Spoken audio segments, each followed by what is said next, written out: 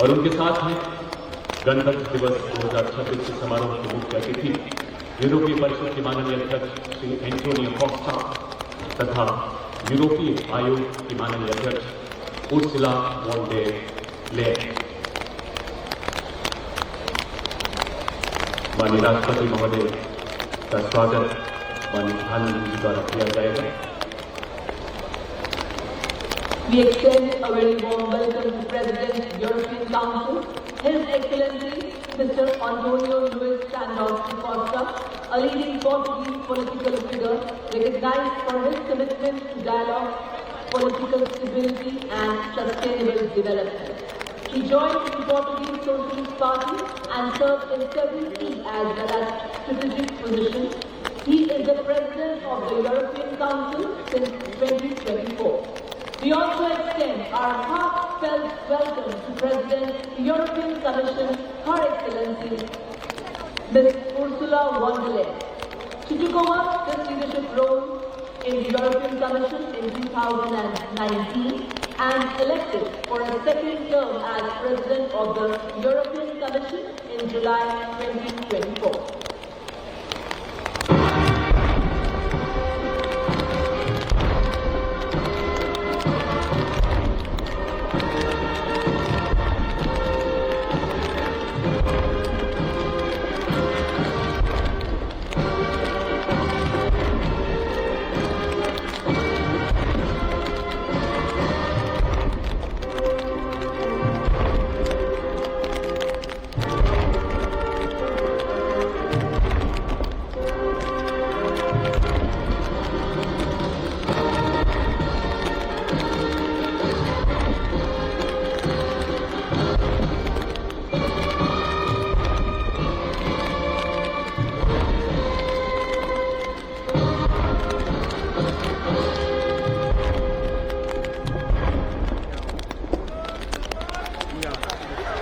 सर्वोच्च सैन्य सम्मान जो युद्ध के मैदान में ही नहीं बल्कि अन्य परिस्थितियों में शौर्य प्रदर्शन करने वाले सैनिकों और नागरिकों को प्रदान किया जाता है।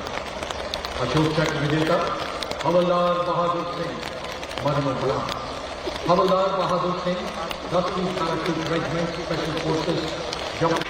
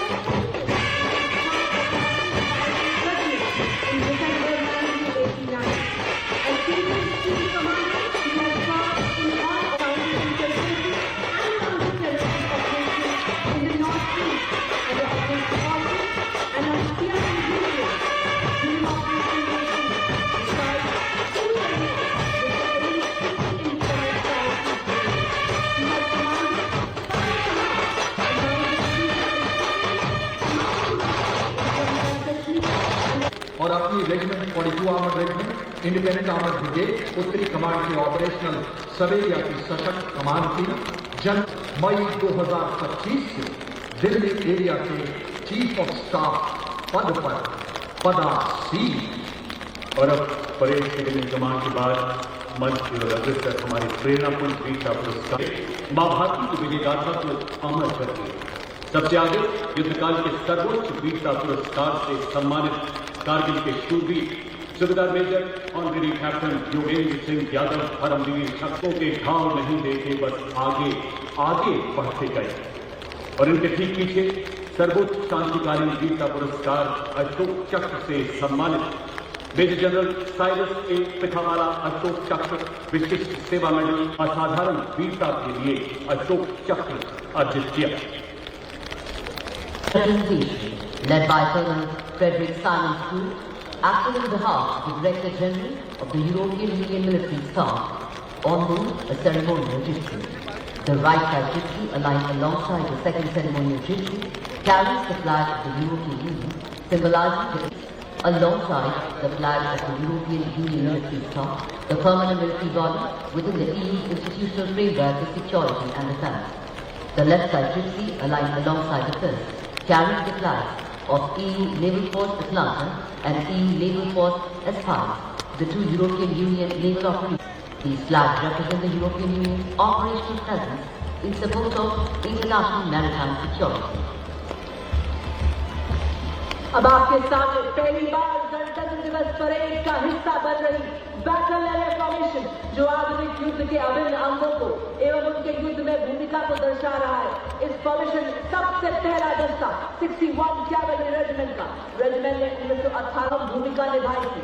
युद्ध में रेजिमेंट के योद्धाओं ने तलवारों, भालों और नाम से लैस तोपों व भारी गोलाबारी का सामना कर शत्रुओं को हराकर अपनी वीरता, शौर्य एवं अदम्य साहस का ऐसा परिचय दिया जो आज भी हम सबके हृदय में जीवित है।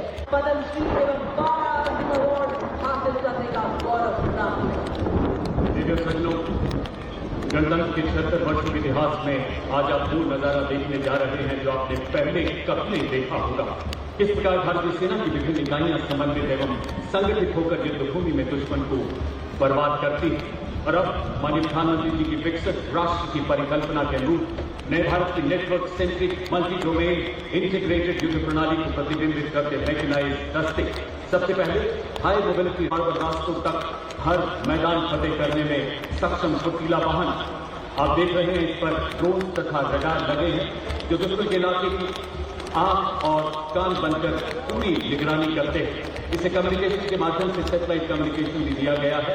ये छोटी टुकड़ियां दुश्मन को चकमा देकर 50 आसमान पर अपना कहर बरसाते हुए दुश्मन को कमजोर बनाएंगे। और उसके बाद स्वदेश निर्मित लाइट कॉम्बैट हेलीकॉप्टर प्रचंड अपने हवाई जहाज दुश्मन अब केवल प्लेटफॉर्म नहीं बल्कि पूरा वेपन सिस्टम है। इन पर स्वदेश निर्मित ऐसे ड्रोन लगाए गए हैं जो 10 किलोमीटर तक दुश्मन के इलाके में झांक सकते हैं। भारत में विकसित रिएक्टर कंशन तथा explosive reactor armour protection in टैंकों को बेहतर युद्धक शक्ति तथा फौलादी कवच प्रदान करता है। लद्दाख की -35 डिग्री बर्फीली पहाड़ियों से लेकर अगला दस्ता BMP-2 सागर एवं नाग मिसाइल सिस्टम का यह इन्फेंट्री कॉम्बैट व्हीकल है जो बख्तरबंद और मैकेनाइज्ड दस्तों के लिए करने में पैदल सेना को युद्ध क्षेत्र में सुरक्षित रूप से पहुंचाने और उन्हें फायर सपोर्ट प्रदान करने में सक्षम है। आज आपके समक्ष आप देख सकते हैं 20 किलोमीटर की दूरी तक निगरानी रखने के लिए ड्रोन एवं अग्रिम भाग में लाल रंग में काम लॉइटरिंग म्यूनिशन सिस्टम जो कि 50 किलोमीटर की दूरी से दुश्मन के बख्तरबंद वाहन, टैंक, रडार और संचार केंद्रों को सटीकता से नष्ट कर सकता है। देश की सज्जित BMP-2 सागर नाइट विजन एवं थर्मल साइट से रात में सटीक प्रहार में सक्षम, साथ ही आपके तरफ नाम मिसाइल सिस्टम जो 4 किलोमीटर की दूरी से दुश्मन को भेजने में सक्षम है। और अब सर्जिकल स्ट्राइक का अंजाम देने वाले स्पेशल फोर्सेज तथा इन्फेंट्री के सैनिक अत्याधुनिक स्वदेशी हथियारों से लैस वो योद्धा जो रात के अंधेरे में विमान की चादर ओढ़कर दुश्मन के इलाके में घुसते हैं और बालाकोट की धरती पर नए भारत की शौर्य गाथा लिखते हैं। सबसे आगे रफ टेरेन टैक्टिकल हाउडर आप देख सकते हैं जिस पर स्नाइपर तैनात है जो घात लगाकर 1.5 किलोमीटर की दूरी से दुश्मन के कमांडर को भेद कर सकता। इस गाड़ी पर प्रेजेंट सर्वेलेंस टूल भी है। दूसरे एटीवी पर जॉनिश नामक टूल लगाया गया है जो दुश्मन पर प्रबल प्रहार करने की क्षमता रखता है। आप देख सकते हैं दोनों एटीवी के पीछे और RPTH चल रहा है। इन सैनिकों ने खास किस्म के भारत को निर्मित चश्मे पहने हुए दुश्मन को देखने में मदद करता है। आप देख सकते हैं RPTH के पीछे 2 LSD यानी लाइट स्ट्राइक राइफल जिन पर भारत में निर्मित कई हथियार लगाए गए। स्वदेश निर्मित हेवी मशीन गन ईगला मिसाइल भी लगी है। ये सरफेस ग्रेड मिसाइल 5 किलोमीटर तक दुश्मन के लो फ्लाइंग वायुयानों को नष्ट कर सकती है। और अब आपके समक्ष 4 स्वचालित वाहन जो कि निगरानी रेस्क्यू दुश्मन पर हमला करने, गोला बारूद पहुंचाने और घायल सैनिकों की निकासी के लिए अत्यंत सक्षमता से कार्य करते हैं। हर तरह के इलाके में तैनाती में ये सक्षम है। विस्फोटक IED का पता लगाना और निष्क्रिय करने में इनकी प्रमुख भूमिका है। यह इन्फेंट्री दस्तों का युद्ध में सहयोग करते हैं। आर्टिलरी तोपखाना आत्मनिर्भरता और आधुनिकीकरण के लिए और सशक्त बनाया गया है। इनमें लगाए गए स्वॉर्म ड्रोन, टेरर ड्रोन तोपखाने की फायर क्षमता को और बढ़ा रहे हैं। आप देख सकते हैं 2 वाहन आगे बढ़ते हुए। इसमें harrow, mini harpy, piece keeper, sky striker सहित एरियल लॉयटरिंग मिशन को और प्रबल बनाया गया है।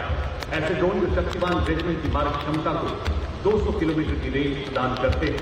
भविष्य में इसे 1000 किलोमीटर तक देता है जो 25,000 फुट तक कूद सकता है। और इनके पीछे भारत की स्वदेश मारक क्षमता की टंकार धनुष तथा अमोघ ऐसी तोपें जो बोफोर्स का उन्नत स्वदेशी संस्करण है। 40 किलोमीटर तक सटीक एवं विनाशकारी प्रहार करने में सक्षम, 15 सेकेंड में 3 गोले दागने की क्षमता और दुश्मन की जवाबी कार्रवाई से बचने के लिए तुरंत अपनी पोजीशन बदलने में माहिर है भारत का धनुष। अमोघ स्वदेशी रूप से डिजाइन की गई ऐसी एडवांस फोर्स गन जो 48 किलोमीटर की मारक क्षमता रखती है।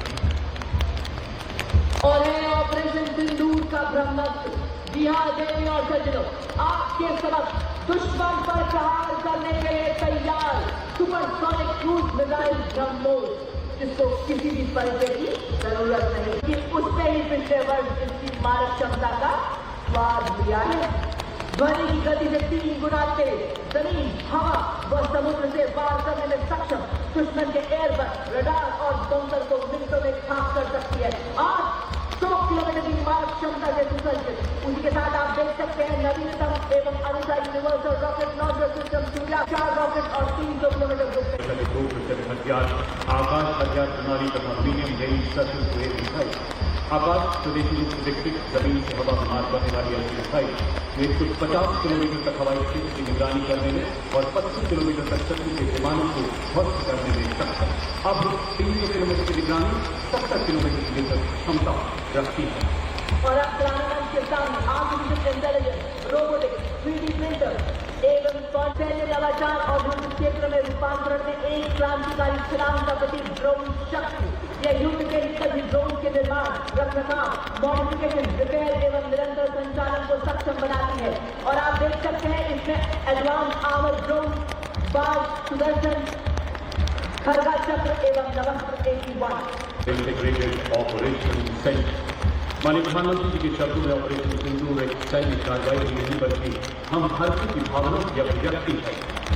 और देशवासी चट्टान 100 से ज्यादा आतंकी ठिकानों को बर्बाद करते हुए दुश्मन को नए नॉर्मल का संदेश दिया है जहां आतंकवाद का सर्वनाश निश्चित है। रेडियो सैनिकों गोल ऑपरेशन की भावना को दर्शाता ये वाहन इंटीग्रेटेड ऑपरेशन सेंटर जो वर्तमान और भविष्य के संगम को दर्शाता है। सुदर्शन चक्र के कवच से सुरक्षित विकसित भारत के संकल्प को दोहराता है integrated operation centre.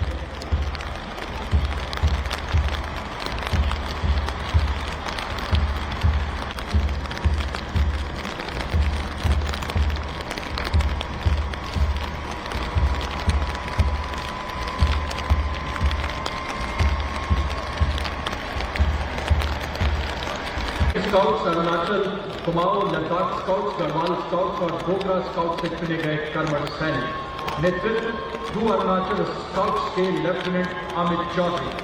Sun of the soil आधारित गठन, स्थानीय ज्ञान इनकी सबसे बड़ी शक्ति। शत्रु के घर में घुसकर घात लगाकर हमला करने में पूरी तरह से सक्षम, आदर्श, सेवा, सर्वोपरि। आप कर्तव्य पथ पर ब्रिगेड ऑफ गार्ड्स रेजिमेंट के सुबेदार मेजर प्रकाश चंद्र जोशी के नेतृत्व में parachute regiment, brigade of guards regiment और राजपुताना राइफल्स का संयुक्त मिलिट्री बैंड वंदे मातरम की धुन बजाते हुए सलामी मंच के सामने से। Now you can see Lieutenant Vikas leads the contingent of Rashtriya Regiment, which is adorned with jewelry, gold Bajrang Bali की dress, and honors the valor of Maharana Pratap. The brave soldiers of this regiment will fight honor to Ashoka Chakra and proudly march towards the glorious future.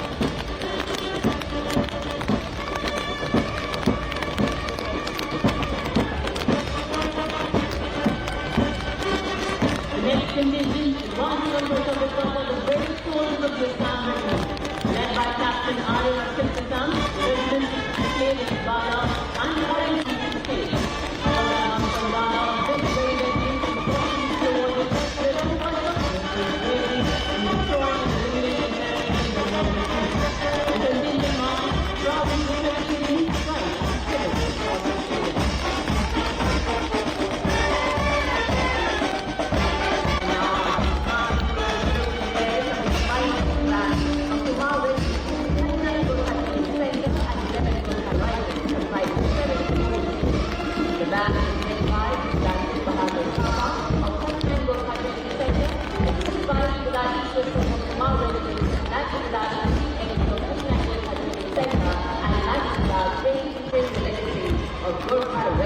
Ladies and gentlemen, marching along the bus is the proud Jammu and Kashmir Light Infantry, led by Captain Vedant Singh of 2nd Battalion Jatra. Impeccably turned out as officers, junior company officers, the regiment was born in the Christmas of 1947 when ordinary citizens rose to defend their homeland. Their motto, Balidanam Veer Lakshanam.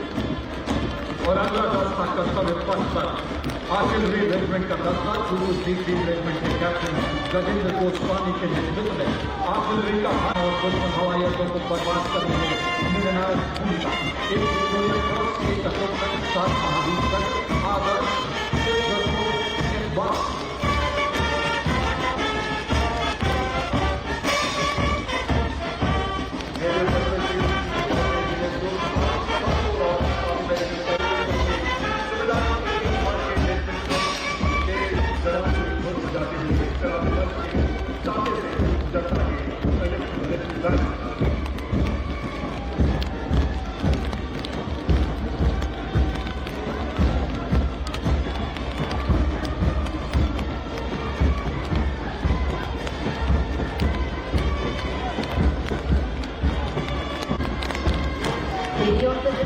अब आप देख सकते हैं Bharat battalion civilian base की ओर बढ़ते हैं।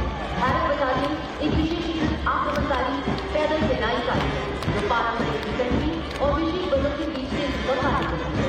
तीव्र प्रतिक्रिया वाले अभियानों के लिए गठित यह बटालियन युद्ध क्षेत्र में प्रमुख रहा है। गौरवशाली परंपरा से साहस, अनुशासन और युद्ध आवश्यकताओं के अनुसार तकनीक शक्ति कौशल का प्रतीक कमान हमारी है, लेकिन अन्य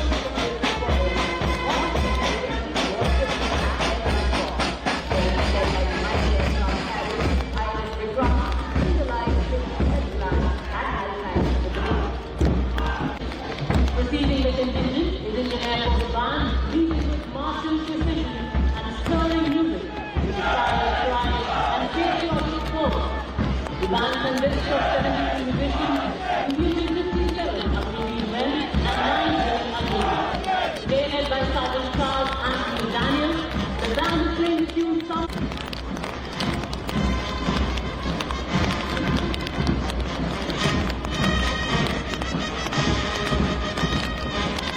Following is the Indian Air Force marching contingent to Colma on one of the world's most professional air forces. Clad in ceremonial blue, reflecting rigorous training, unity of purpose, and unflinching commitment to duty. The marching contingent comprises 4 of contingent commander and squadron leaders of each command, along with flight lieutenants of her Chandigarh, squadron leader in Santoshi and flight lieutenant Vivek Murray. Together, the marching contingent presents a powerful visual and auditory expression of discipline. और अब कर्तव्य पथ पर पूर्व सैनिकों की ठाठ संग्राम से राष्ट्र निर्माण वर्दी के बाद त्वरित पथ पर तैयार एक नायक की श्रद्धांजलि देकर वही देवी वो आपके दर्शकों को था आपदा में आए दिशा में गए राष्ट्र सेवा तिरंगे से मान देना मानवरी भवन की शपथ साबित करते पूर्व सैनिक हमेशा हमारे सैनिक भी लिखते तो वह सही हो जाता जहाँ भी जरूरत हुई आपने कदम बढ़ाया जहाँ खतरा आप खड़े रेडियो सर्विस लागू के सामने मुख्यालय के दर्शन रक्षा मंत्रालय Advancing discipline formation along the Kartavya Path is the Indian Coast Guard Line. The band is led by Vikram Adhikari, Public Guard. Marching to the resident of Sari Jahazi, the band is a full scout filling the entire atmosphere with national pride. And now, approaching the 16-day strike position is the Bharatiya Electronic Division, the sentinels of our troops. Guided by the Via Rakshama, embodies India's maritime defense commitment to safety and security. With 80 women officers leading the operations across sea and air and initiatives like the District Coast Guard, this modern, future-ready force exemplifies discipline, strength, and ability. As the non-responsible